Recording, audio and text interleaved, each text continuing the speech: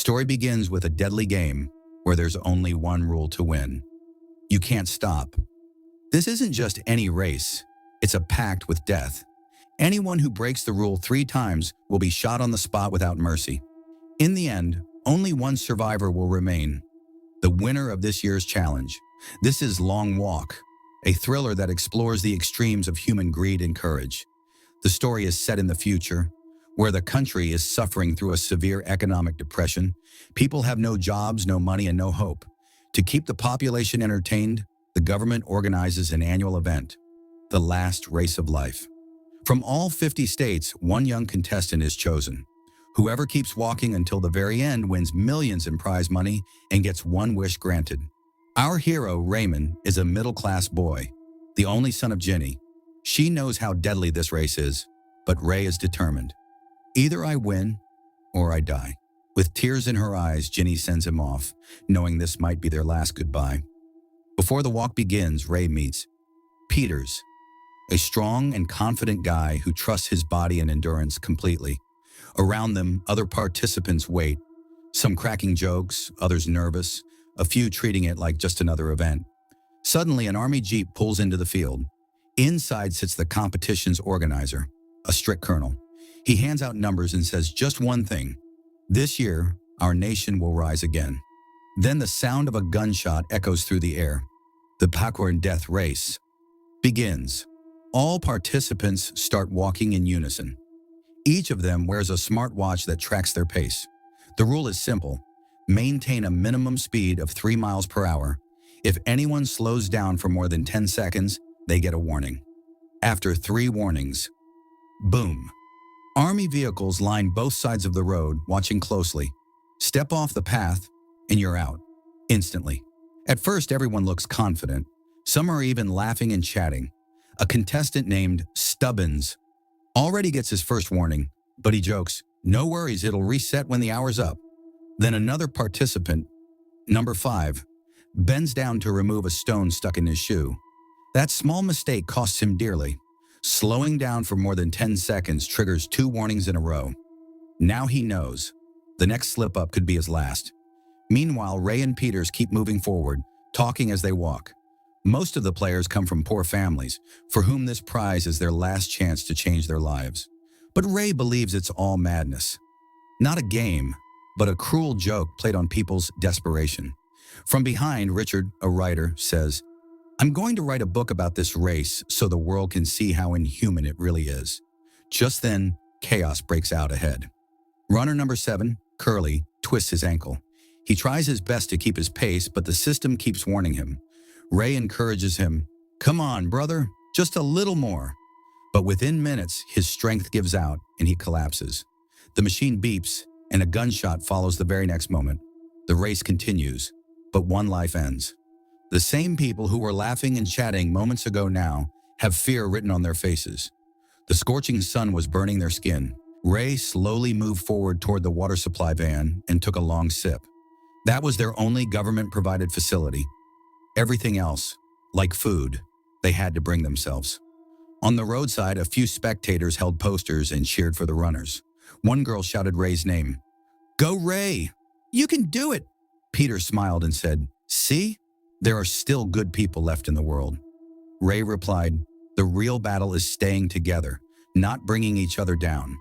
They looked at each other and said, "All for one, one for all." But Gary, running ahead, laughed at them. "Friendship doesn't work here," he said. "Only survival." Suddenly, one of the runners in the middle started vomiting and collapsed. Gary stepped on him and ran past. "One less competitor," he muttered. "My chances just got better." Rage boiled inside Ray and Peter, but they knew even a second's hesitation could cost them their lives. They controlled themselves. 3 hours had passed. The sun was right overhead, and dust had replaced their sweat. When one runner stumbled ahead, Ray quickly grabbed him and said, "Take it slow, just don't fall below the speed line." This race isn't about speed, it's about endurance. Just then, Gary started his nonsense again, mocking Rank. In rage, Rank turned around and tried to punch him, but he lost his balance and fell hard.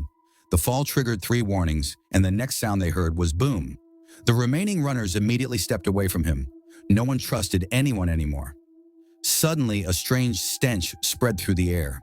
From behind, Cole came running. Someone must have let it out. Everyone bursts out laughing.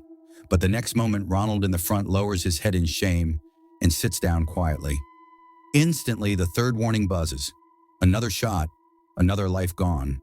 Now everyone finally understands. In this race, no one can stop, no matter what happens. About 35 miles later, the colonel arrives in his Jeep and announces through a loudspeaker, "In life, you rarely get a chance where one step can make you immortal. Don't waste it." Slowly, night begins to fall. With the darkness comes sleep and exhaustion. Everyone knew the first night was the most dangerous one. Many walkers drifting off in half sleep slow down and get shot. Through the silence of the night, the constant beeps of warnings and the echo of gunshots fill the air. Ray himself has already received 2 warnings. Behind him, Gray mocks him again. "Hey, hero, looks like your time's up." Ray is nearly broken when Peter comes over, holds his hand and says, "Breathe, drink some water, and keep looking ahead. The night will pass." Ray steadies himself, and together they make it through the dark night. With the first light of dawn, hope returns to their eyes. Only 18 players remain. Every face shows pure exhaustion. Suddenly, a voice echoes from behind.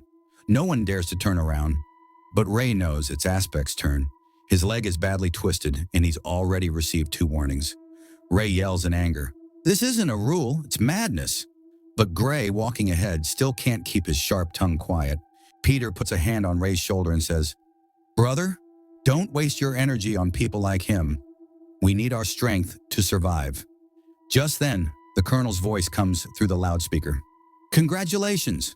You've all completed 100 miles.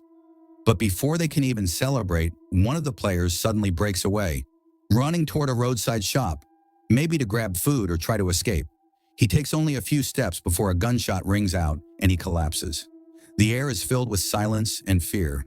To break the tension, Ray cracks a joke to lighten the mood. But everyone knows, even laughter now stands face to face with death. Then one boy shouts, "This system treats us like animals." Others join him, yelling in anger. For a brief moment, they all forget their competitors. That night, their hatred pointed in one direction, toward the system that brought them here. As the night deepens, rain begins to pour. Ice-cold water numbed their bodies, but because of that, this night had the fewest deaths. When the third morning dawned, Arthur shocked everyone. Right there on the street, he pulled his pants down in front of the crowd. But his timing was perfect. He finished before the third warning, and Peter laughed and gave him a thumbs up. "Man, you're a legend," he said a little later. As Arthur moved on, Ray told Peter what was in his heart. He explained why he had come to play this game. "I love my father very much," Ray said. "He never stopped me from touching things or learning. Freedom was his religion, in music, books, thought. But one night the army came to his house. The colonel accused my father of treason. He said if my father didn't kneel and swear loyalty to the government, he would be shot. My father didn't hesitate. He said, 'I will never kneel.' At that moment, the shot rang out and Ray's world ended. 'I want to win this race,' Ray said, 'so I can get to that colonel and finish him.' Peter replied, 'Revenge isn't everything. Think about your mother. Think about the people who love you.' He was silent for a while. Then Peter smiled and said, 'Walk with me, brother.' Ray kept his head bowed and continued walking. Now the distance was 170 miles. One player's leg was badly injured. He asked the soldiers for help, but instead of medicine, they gave him bullets. He writhed in pain while the soldiers just watched their watches, waiting for the third warning. Finally, the shots rang out, and his leg was crushed under the tank. Seeing this, another player snapped. He tore off his clothes and ran screaming into the street. A spray of bullets wiped him out the next instant. Only 7 people were left. Night fell again. One young man could not bear it any longer. He ran toward the soldier's vehicle as if embracing death. They let him write for a full 30 seconds before killing him. Arthur ran after him to try to save him, but 2 warnings came immediately. Ray grabbed Arthur and pulled him back. Otherwise, Arthur would have died too. The pain inside them had turned into courage. They held each other, soaked in blood and exhaustion, and kept going until the first rays of the sun. Now number 5, the one who always teased everyone, was watching them from afar. For the first time, there was softness in his eyes. He approached Ray slowly and said, "I know I've always been bad. I was alone as a child. Everyone made fun of me. I just wanted to walk with someone. Can I walk with you too?" Ray gave a faint smile and said, "Walk as long as you can." But maybe that smile was the last bit of hope left for contestant number 5. On the 5th morning, Ray finally saw his hometown in the distance. He was overjoyed. But then, the sole of his shoe tore off. Now he had to run barefoot. Suddenly, he saw his mother standing by the roadside. Tears rolled down her cheeks when she saw her son's bleeding feet. Ray ran toward her, but just then, his friend Peter grabbed him tightly and pulled him back onto the track, because if Ray got a third warning, he'd be finished. Ray regretted everything. He wished he had never joined this horrible race. Peter tried to comfort him, saying, "Just win, man. You can buy your mom a good house with the prize money." Now only 5 runners were left. Stebbins was exhausted, Arthur's nose started bleeding, and suddenly one contestant ran ahead, snatched the soldier's gun, and tried to free everyone. But he was shot in the stomach and took his own life to escape the pain. Later that night, Arthur collapsed too. Before dying, he handed his necklace to Ray and said, "Please give this to my grandmother." After a while, Dan also stopped and revealed, "I'm General Stebbins' illegitimate son. I joined this race hoping he'd accept me and my mother, but now I realize I hate that bloodline." Then he ended his own life. Now only Peter and Ray were left. Heavy rain poured as the crowd cheered their names. Peter stopped and said, "You win, brother. Your mom's waiting for you." But Ray refused. He had already taken 2 warnings, yet he lifted Peter up and said, "Come on, man, just a little more." Suddenly, a gunshot rang out. Ray stopped, taking his 3rd warning. He died, but Peter was declared the winner. Everyone celebrated, but Peter was shattered inside. The general came forward to hand him the prize and asked, "Tell me, what do you want?" Peter looked straight into his eyes and said, "I want my friend back." Then without hesitation, he picked up a soldier's gun and pulled the trigger on the general. To fulfill his friend's last wish, Peter rejected the $1 million prize. He even stood up against the whole world. And that's the complete story of The Long Walk. Though the movie shows a dark dystopian world, at its heart, it's a tribute to humanity, friendship, and rebellion. That's why it's considered one of Stephen King's earliest but most emotionally powerful stories. With this, the story ends here. Let me know your thoughts in the comments section. Also subscribe to this channel for more stories like this.